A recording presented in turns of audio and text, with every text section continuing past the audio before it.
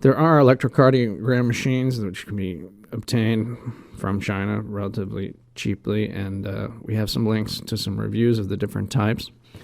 In my case, I emphasize the type of measurement known as a Lewis lead, which is different than the ones that are associated with the 12 leads that the doctors commonly use.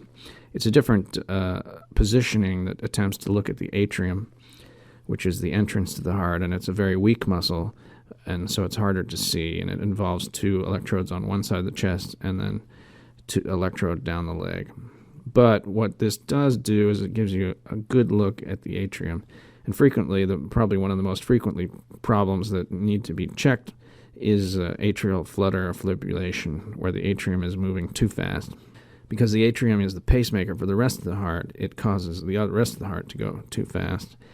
And it can also cause a poor circulation in that atrium, and blood clots can form, and you can have a stroke. So detecting it with a clear signal is particularly good with the Lewis lead, and it can be done with a primitive one-channel piece of equipment that's about $200. And so an effective screening is quite possible with relatively low-skilled operator and cheap equipment for the ailment that is most common. Of course, it doesn't necessarily going to detect all kinds of sophisticated heart problems, which would be detected by a true professional with a 12 lead.